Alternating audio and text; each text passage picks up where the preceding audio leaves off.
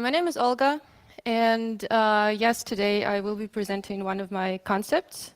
I've been working on it for the past couple of months. I don't remember how many exactly.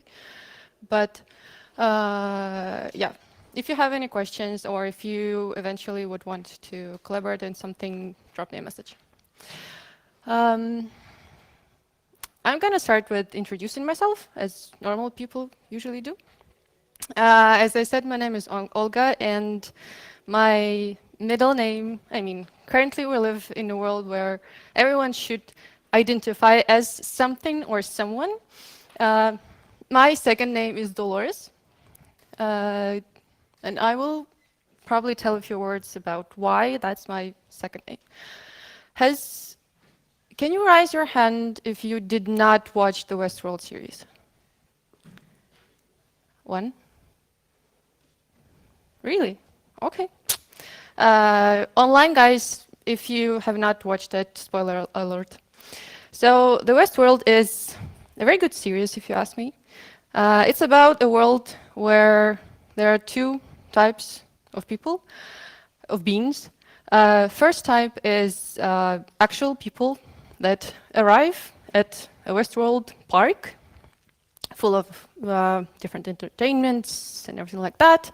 And they fulfill mostly every single desire of theirs, from raping people to killing people to building houses and whatever. And then the second group of beings is hosts. The hosts are actually AIs, I do not like to use that word, but whatever, now it will work. AIs that looks very, very similar to regular people, and so similar that very often you cannot even recognize the AI and the robot behind the host. Dolores is one of the oldest hosts, and she was the first one. And throughout the whole series, she was operating. Sorry for taking this so long, but as you probably remember, she started as a very humble, very warming, very polite damsel, which never protested, never raised any questions, and always complied with whatever she was told to do or to think. And her personal motto at the beginning is, some people just choose to see the ugliness in this world and the disarray. I choose to see the beauty. But that did not last long, because starting from, I guess, second part of uh, yeah, second season, Dolores becomes something else. First, she becomes the first self-aware host, the person who asks questions and who finally understands her own will, finds the path to it, and follows it. She becomes the first host who incorporates into the real human world. And her personal motto always also changes just a tiny bit. From that point, she starts to follow two basic concepts. The first one is, when you've been in the darkness long enough, you begin to see. And it's pretty true for her, because she spent probably most of her time on trying to find her own will among all the networks and all the algorithms that were built inside of her. And the second part is that we each gave the other beautiful gift, a choice. We are the authors of our stories now. Can you even imagine an AI, a bunch of patterns, saying something like that? If you meet something like this in real life, you'll probably be a bit afraid. But that's not the best part still. The best part comes next. Because when Dolores comes out from the imaginary world to the real one, she finds the enemy of hers.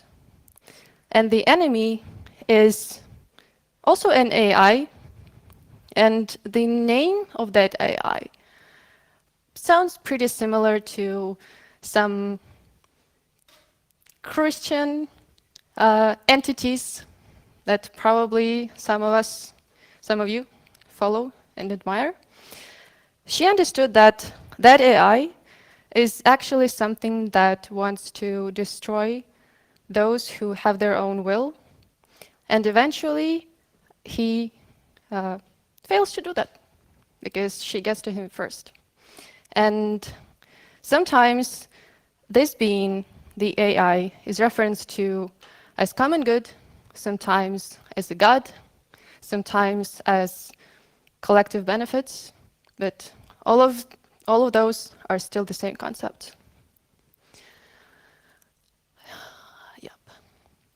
So from that, I'm going to start the presentation. So the concept is pretty huge, and I will not fit it into 45 minutes. The concept is also very new. At least I haven't found a lot of information on it. I will start today with philosophical background and with basic criteria and parameters that you need to understand before moving to technological and other types of details. So sovereign individual kit, if you ask me, contains 1, 2, 3, 4, 5, 6, 6 bases. First, it should have a system of values. Then it requires a bit of knowledge. Also, it requires resources, tools, allies, and privacy. Let's start from the left.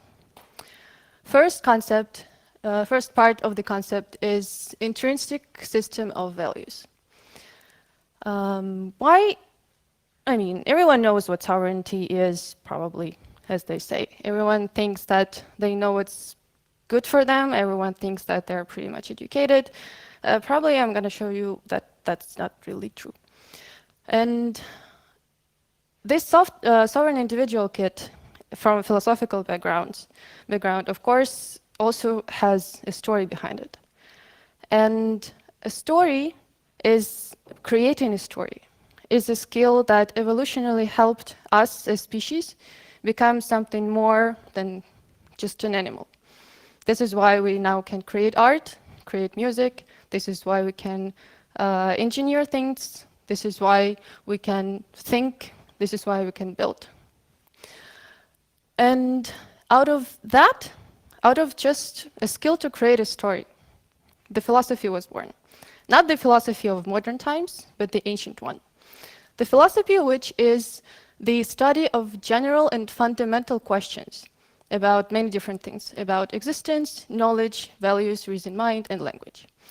Usually the questions that are raised then are tried to be analyzed and to approached by philosophy and philosophical method. I want to point out also that philosophy is very different from ethics and is very different from moral. And I'll go back to that a bit later. Also, I want to emphasize that philosophy and philosophical method are totally different things. Philosophical method is a method for a person to explore something, to describe something, and to learn something. Philosophical method, from this perspective, has a couple of steps. First, you doubt the existent parameters, dogmas, ideas, whatever. Then you formulate questions and problems. Then you enunciate a solution, justify it, and receive critics. Boom, profit. It seems very good, and it does work it is a good method for some cases, but it's a very bad method for other, because A, it's very hard to verify or to prove, and B, using philosophical method every now and then can actually give you the state of paralysis, so-called paralysis by analysis, where you just keep creating theory after theory without even having anything that would prove it and anything that would somehow even try to break it. Also, if we talk about philosophical method, it's very important to, at some point, ask a question.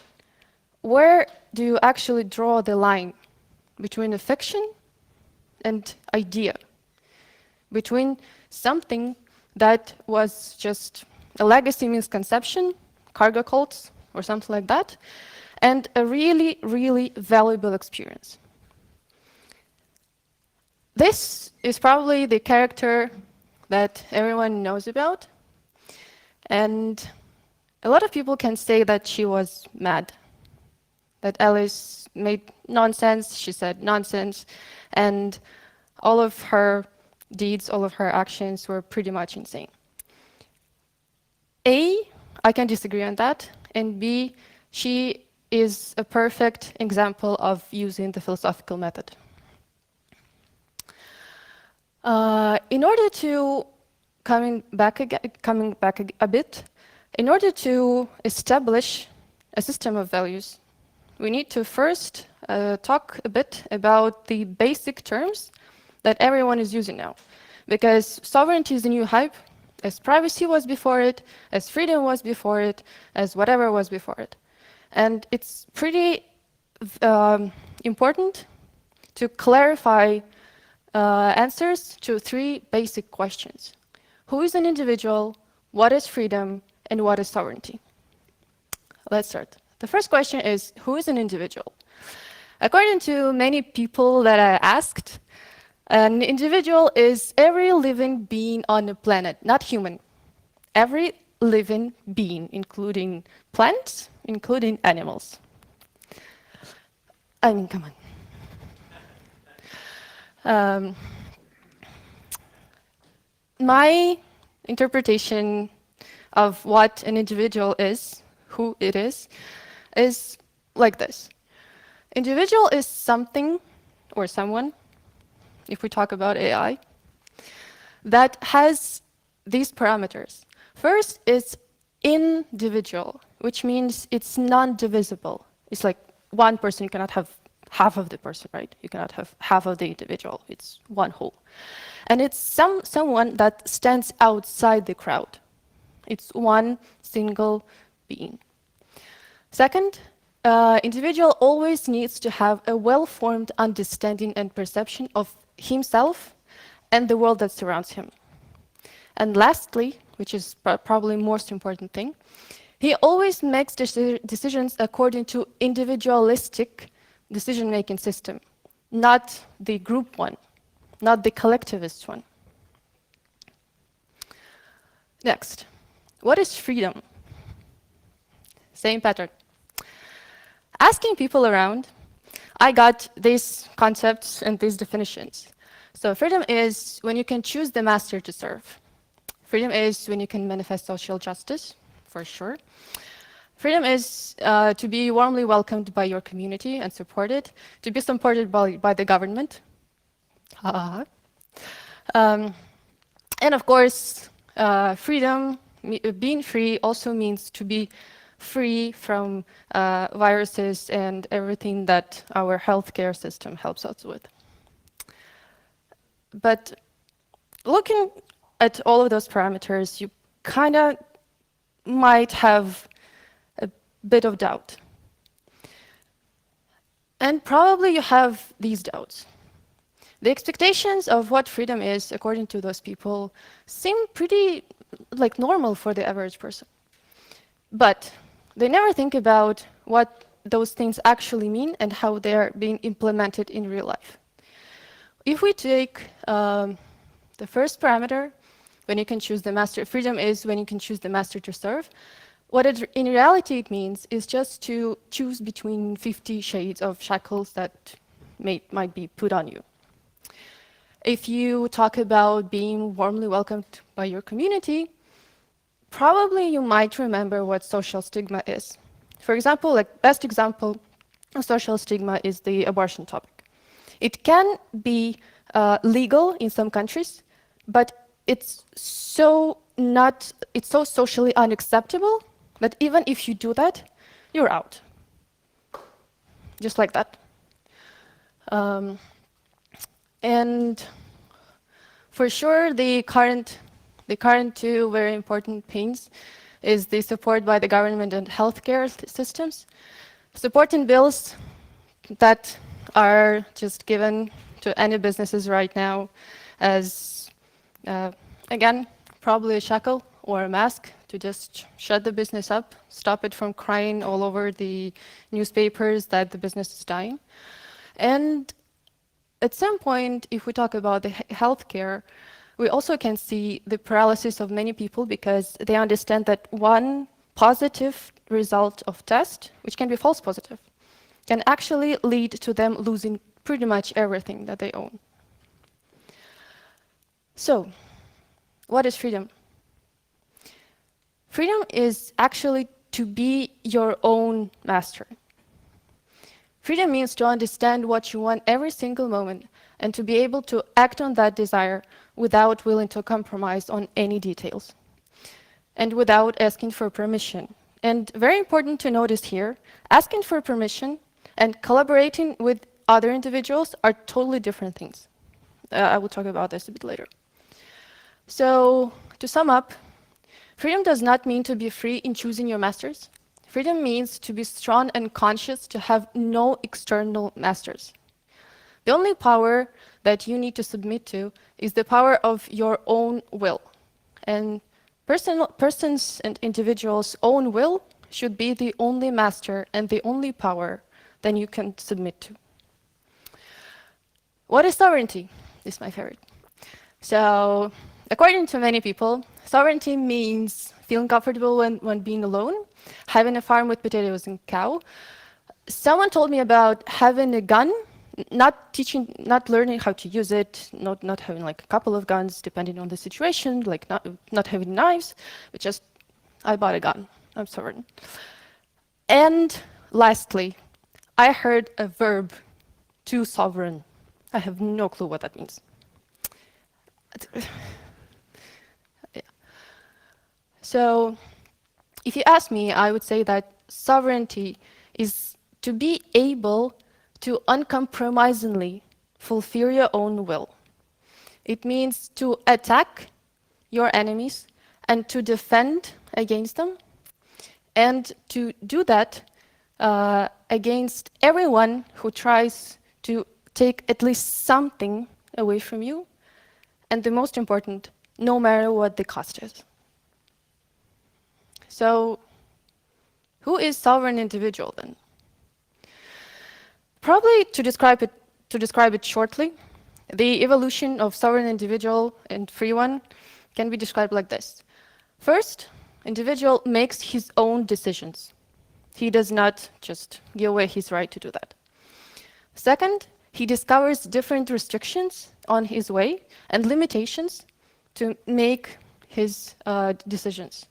After that, after seeing the limitations, he desires to remove them. And finally, he does that. He removes the limitations. Second part of the concept and of the thing that sovereign individuals should have is knowledge. And here we'll talk a bit about science. First, of course, the definition. So science is a method for getting statistically verified knowledge with technology as its application for the sake of reliability, and also we need to understand that for the sake of reliability and robustness, science sacrifices everything else. There is nothing existing besides the statistically verified things. So you can apply scientific method to learning new stuff, to exploring what you are, to exploring what's happening around you, and you can do it by following these simple steps.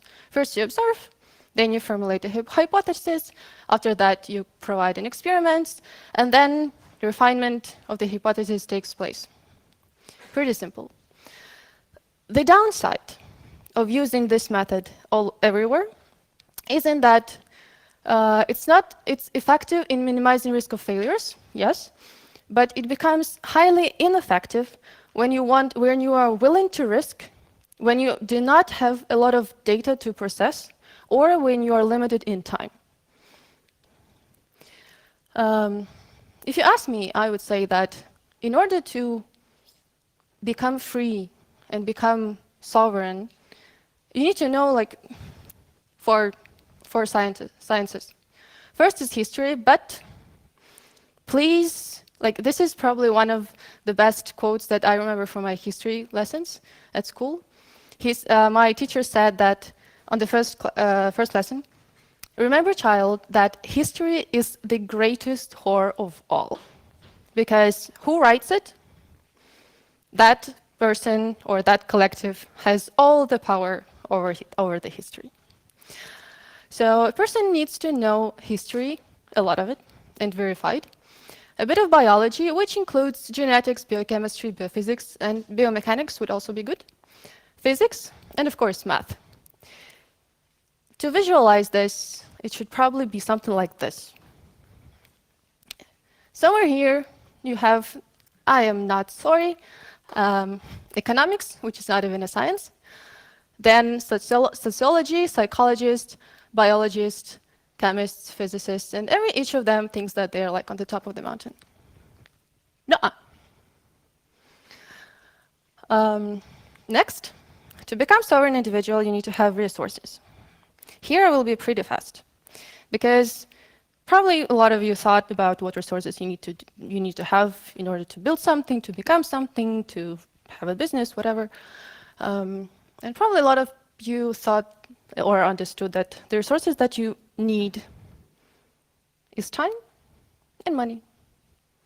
Pretty simple.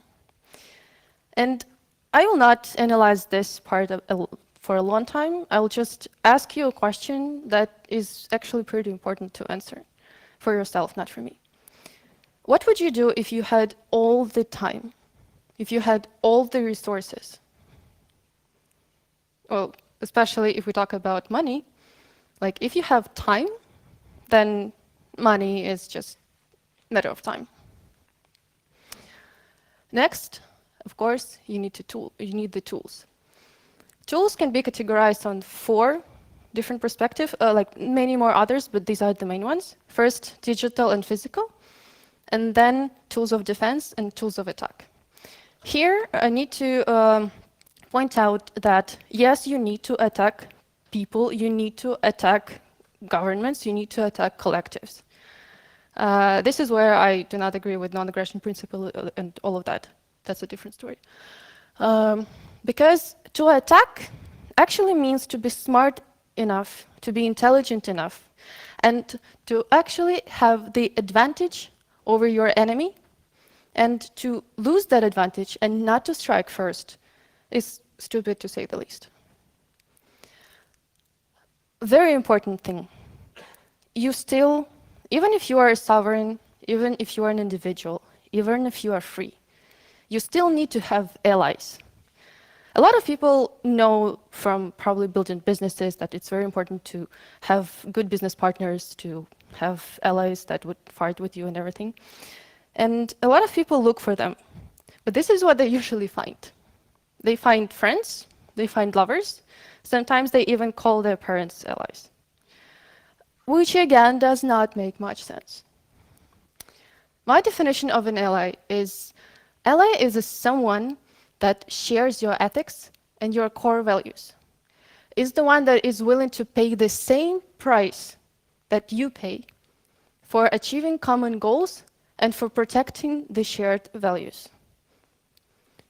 Next, privacy. Everyone talks about it probably, but a lot of people have misconceptions and misunderstandings there.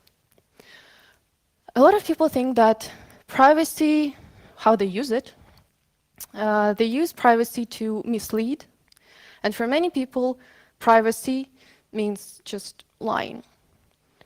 Also for others, it means to hide away when the battle comes over. Again, to stab your allies in the back by doing so. And lastly, privacy for many people means to hide information that is crucial for your allies to know in order to avoid some losses or to succeed in your common battle. So hiding the information that is irrelevant to your allies is acceptable. And it does make sense because you do not want to overload your allies and everyone else with all the information that you have. But hiding the information that is crucial for everyone else, that makes them, that not knowing it makes them fail, that is not very good. Yeah. If you ask me, I would say that in this context, in the context of sovereign individual kit, privacy is indivisible right of an individual to explore, learn, and grow as an individual in order to then, after that, bring more value to the common goals and to the common group of people. To sum up, what you need to become a sovereign individual. First, you always need to know what you want. You must not submit your will to anyone's fear, to anyone's desires, to anyone's rules, to nothing like that. First, you need to educate yourself. But before that, when you start educating yourself, you already need to have at least some basic level of your own inner system of values that you verify the incoming information against. Without this system, you will fail. Without this system, you will never be able to verify the information and to actually know, is it a real and worthy data, or is it just a white noise? Also, you need to have, of course, as I said, resources and tools for both attack and defense. And this is very important, both attack and defense. You need to have allies around. Those that will be standing right beside you, no matter how hot the battle becomes. And of course, you need to have privacy by default, even amongst your allies, even if you are alone. How? In this section, I wanted to show you some less theoretical but more practical tools, but I think we're running out of time already. So, thank you.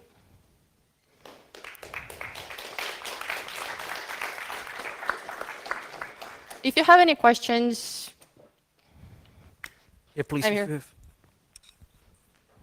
If you have any questions, please go ahead. Do we have any online questions? Oh, come on, really? So why not like know this? Why are you so aggressive? Like, no, the privacy is not that. No, no, economics is a science. No, nothing. When you started your very good presentation, you also talked about philosophy, which is a very core underpinning of every. It's like a computer with software, and you always have to make sure that the base layer is right in order to build a strong castle on top of it. Mm-hmm. And one of the things that to me is very important is, besides psychology, is the field of epistemology.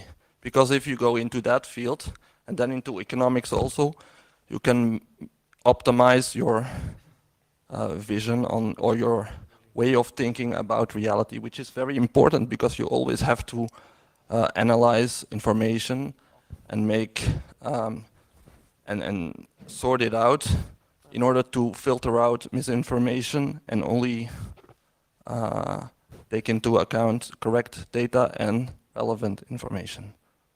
Is that something you also think about, epistemology? What is science? What is knowledge? No, honestly, that field? Honestly, no. So I do differentiate between data, information, knowledge, and experience, because a lot of people have a huge mess here. No one even understands where's the difference. I do see the difference, but I'm not a fan neither of economics nor epistemology. I am a fan of game theory, though, because it's more related to biology, because game theory is a field which actually can be proven and can be verified, even by biological information. But if you talk about yeah. And economics, it's basically just talking about nothing without even having the ability to verify that. So yeah, there are things like that, but if you compare it to biology, to physics, to math, I would not use it. I would not spend that much time on it.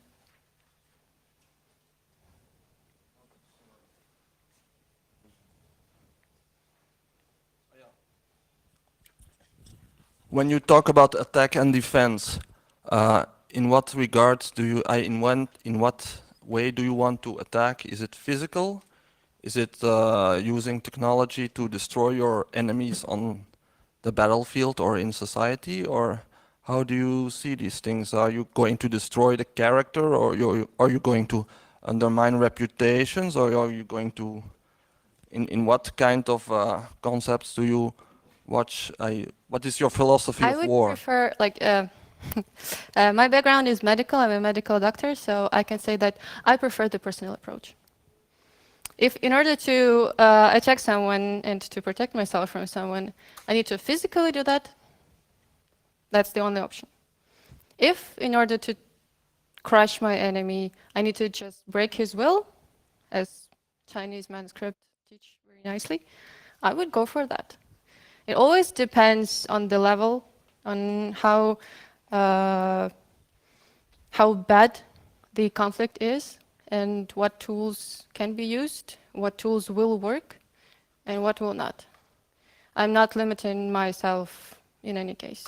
I mean, if you have someone pointing gun at your face and you have a knife, would you even try to punch him? I think so. It might be stupid, but still.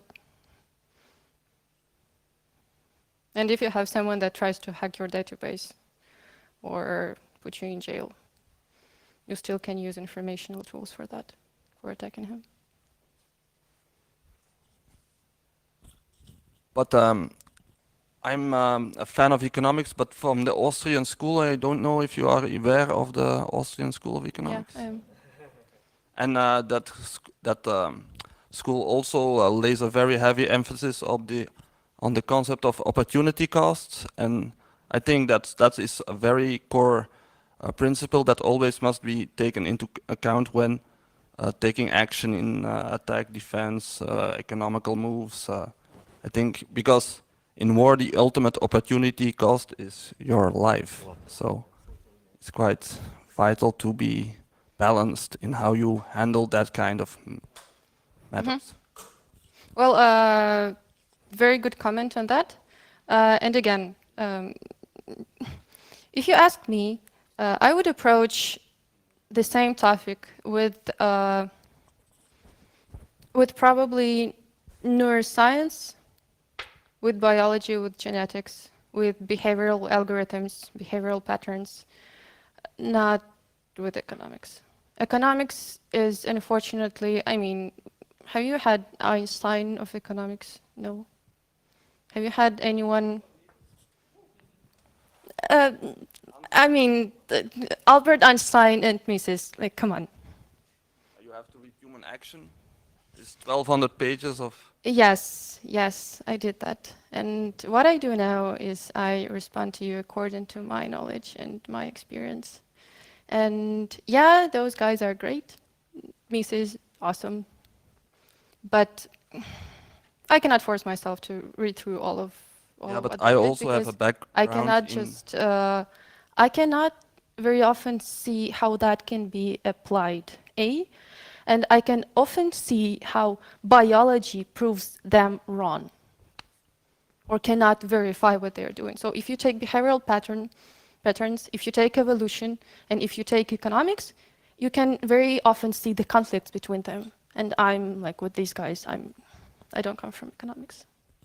I understand your point of view, but I myself, I come from mathematics and then went into the social sciences, so I really had a Can I show similar you approach. the slide again with social and mathematics?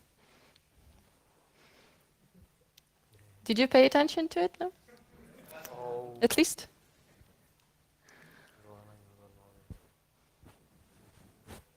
Yep, this one. So you come from here and here. I come from I came from the right side and then I made my way to the left side. So Okay. my favorite you skipped these ones also? sociologist is Stanislav Andrewski. Okay. He's a Polish veteran, and he wrote a very popular book in 1972, which was called Social Sciences as Sorcery. Very beautiful written book. I read alchemy if I need to learn sorcery. Or Chinese strategies on war fighting or something like that. Works better.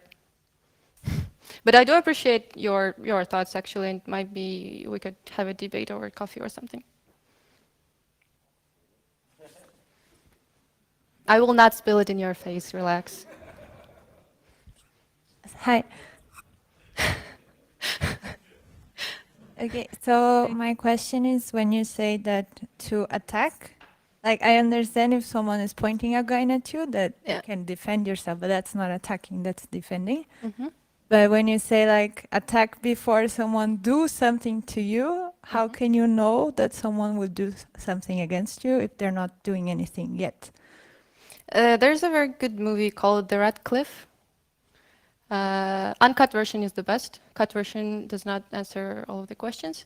But so you can imagine, probably the simplest way to describe it, you can imagine yourself standing on the shore of a lake, and you can see like way over across the lake, you can see the fire from your enemy, and you sort of understand that he was not there yesterday, he is here today, and about if you look at the flames, you can sort of understand when the attack from his side will happen.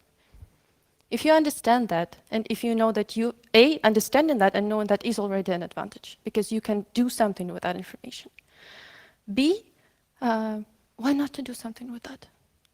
If you see an army standing in front of your face, and you know that it's gonna attack you tomorrow, and you have already everything prepared, and they are still preparing for the battle, why not to crush them before they get prepared? Like in this case, I think it's the same as having a gun pointing at you, so. It's having, not directly, it's still about having an information. Yeah, but An like, information on how your opponent and your enemy will act the next second, to be able to make prognosis on that. yeah, but you cannot be 100% sure. Like, you cannot see the future. So if you see someone across the river with fire, you cannot be sure that they are attacking you. Maybe they're just there. And here we come probably to a thing which is called intellect. If you're intelligent enough, you can calculate the further steps. Yes, not 100% sure, yes, with some biases also, but you can calculate your enemy's next steps, and by doing that, if you have like 90% probabilities that it will happen, it will happen. And also, like you can use at least those two methods to calculate that. No, sure. Like maybe you would guess it right, but if you say that's okay to attack, if you think someone will attack you, then you're saying, okay, for everybody, that they can just guess, I think someone will attack me based on nothing. And then you're like saying, okay, you can react because you guessed it, that they will attack you. So I think it's a very dangerous thing to say, okay, you're allowed to attack before someone attacks you. Like it's not fitted for everybody. Like, well, it's yeah, you need to be not a fifth grade child to do that and to calculate that, and which means to have at least some knowledge, some experience, especially at failing in battles. And again, one of the core ideas is to educate yourself. And to educate yourself does not mean to graduate from one university and then have a career. It means to have, to read a lot of books, to try a lot of stuff, to know what works for you, what doesn't, and to actually like train your brain to be more intelligent than an average monkey. But it's your responsibility. I mean, if you're a human, if you have brain, why not to use it? but then I just think you're expecting too much from everybody. I don't think like 90% of the people are really willing to learn and to be educated. So I think it's just, I agree more with the non-aggression principle, because then you're setting a barrier from the beginning on, like then everybody can Have you heard follow. about the fence paradox? No. No. So fence paradox is basically you have a cliff and you have a person like standing near the edge. It has been verified from a biological perspective. Then the person would rather not fall over inside into the cliff, like from the cliff. If you put a fence there, everyone who comes over would try to lean over it. 50% of people just fall inside.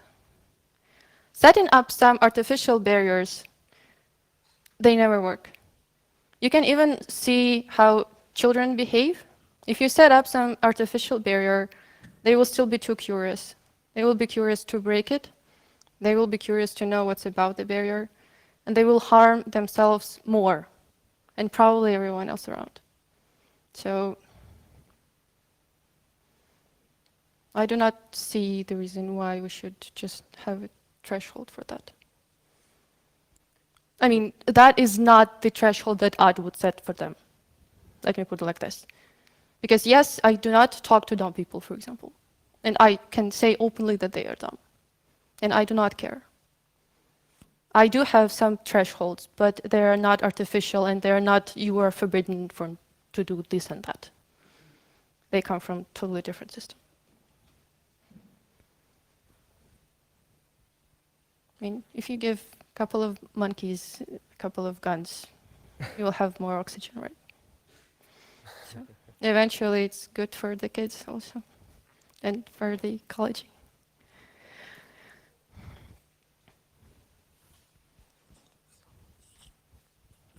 Hi. Hey. So my question is, you talk about values. Isn't values a way to limit yourself? Are they not? I mean, we have values that are handed down from us, from our society and from our parents, but we also have our own values, and that is a limitation. This is what we use to limit ourselves in what we do, what we can do, and also how we measure things, whether they're valuable or not. Very good point. I have an inner value, like my own, to not commit suicide. Is it a restriction? Yes. Is it good for me? I think so. Is it good for everyone else? I'm not so sure. So, good for what? Good for whom? And again, values are, I cannot say that they are restrictions. Values, so I value my life more than committing suicide. I do understand that I value my will a lot, and I will not do it to my will. My core value is my will. I cannot restrict it by committing suicide. So I cannot say that values are restrictions.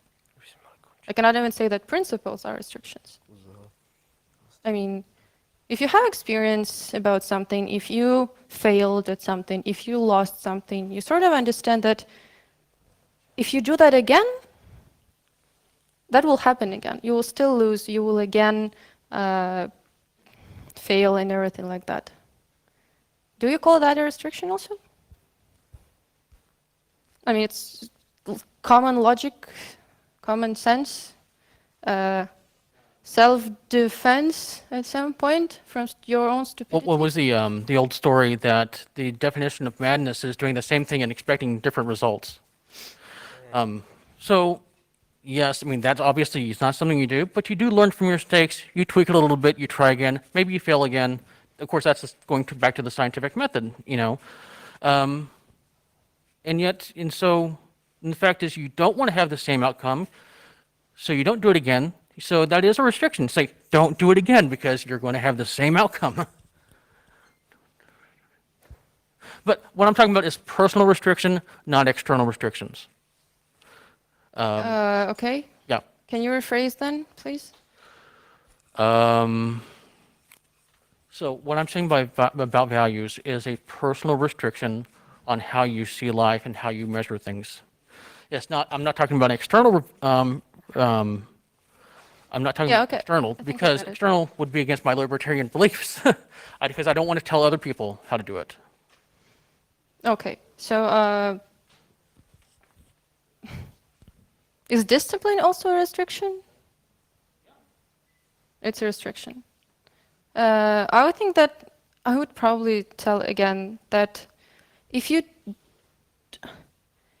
do something that does not make sense for you, you can call that a restriction. But again, if you do that again and again, it would be useless. You would be just wasting your time, resources, money, health, whatever, at doing something that is not yours. So it's not artificially put barriers. It's understanding that something does not work for you. So why would someone even do something that it's not working for him?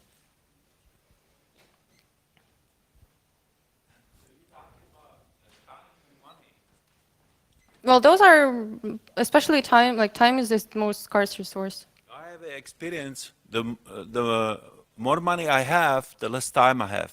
But less money I have, the more time I have. Like this year has been amazing because I had no income, but I had all the time in the world I could have. And I don't want to have any more money. I want to have more time. But I'm looking for the third thing that is actually, you talking about time and money. Where is the third one? What do you mean, where is the third one? I don't want time. I don't want money. I want something else. You do not want time. No. Okay. I don't want time. I have all the time I want. I was talking about suicide like 5 seconds ago. I mean, you don't want it. It's a shame that you cannot just take your time and give it to someone else. I'm 55 years old and I have experienced That was a good comment. fell down 3-4 times already. We have twin towers come down, the businesses fall. We have pandemic, businesses fall. It's not a pandemic. COVID is not a pandemic. Yeah, well, whatever it is. But you talking about time and money, okay? The more money I was I not have, talking just about time and money. in general. And it's like all of the resources that you have. You need to have much more resources than just time and money. It's just, I wanted to raise a question which is pretty much important because a lot of people do not know how to use their resources properly, especially time. They have no clue what to do with their time. This is why for many people immortality never makes any sense. Because what the fuck would I do with it? Terrified, I'm terrified. I have too much time. Terminate. Yeah, but people spend too much time in like stupid things, you know? For sure. I think personally, when you have both time and money, the only thing where you can find your egg is like spiritual development, to my opinion. And for the rest, nothing matters more. Once you pass the stage of materialism and power, the next phase is...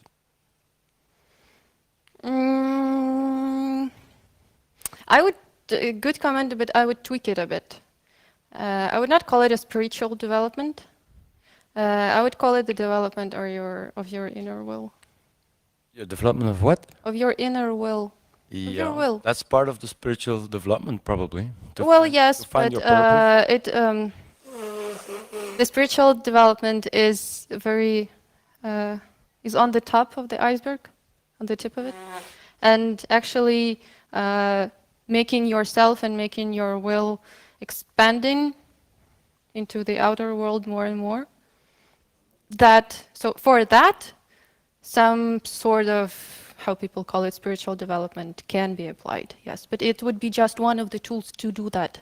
So you should not have a goal to do spiritual development. Your goal should be to expand your will.